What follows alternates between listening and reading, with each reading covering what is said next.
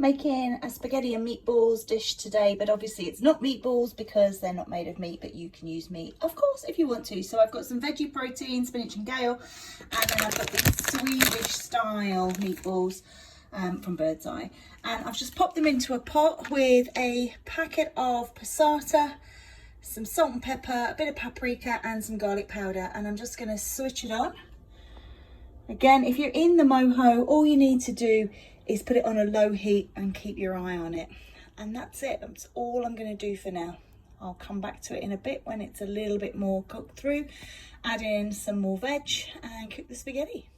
Okay, I've got some leftover wine from last night and we didn't really like it that much. So I'm going to just add a little drizzle in here.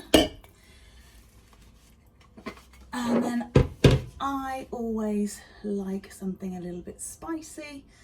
So I'm going to take some harissa paste. This just kind of sits in my fridge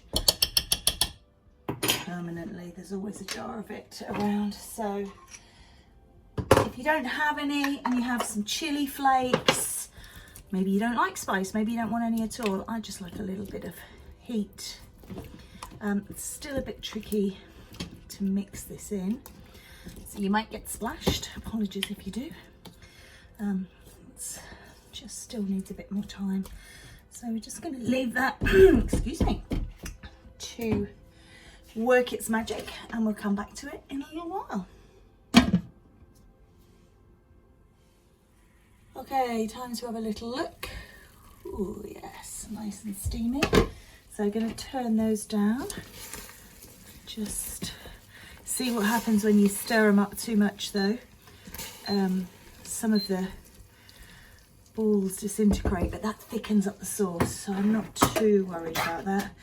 And I'm just going to add in a little bit of sweet corn, maybe a lot of sweet corn. We'll just go for the whole tin, why not? So yeah, so those meatballs have just gone completely to mush, but that's okay. We'll use these ones in a nice thick sauce. And I'll just leave that on a medium heat while I cook the spaghetti. Right, we like spaghetti with ours.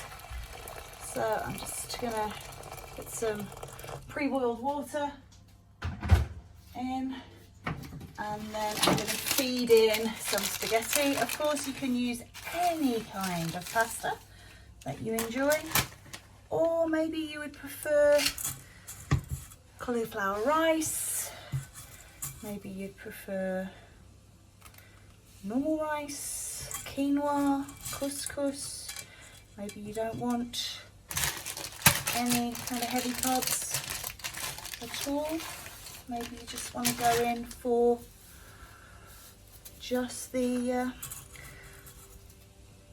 meatballs in the sauce. No judgment here. Oh, it's hot. So just going for 3 portions of rice, 3 portions of spaghetti, and just bending it into the water. You can of course break it if you so wish. Just makes it a bit more fun to eat, doesn't it, when it's long. And then what I'm going to do, just make sure that that doesn't stick together and clump, and bring it to the boil. Once it is boiling, which it's almost there, I'm just going to turn it down and let it simmer for a few minutes. Let's go there.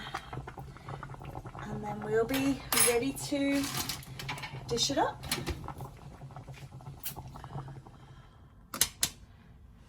Once your pasta's cooked, spoon it into the bowl, feed on the meatballs, and then something we're never without in this house is a little bit of cheese maybe on top, just to give it that creaminess and that zing. And there we have it.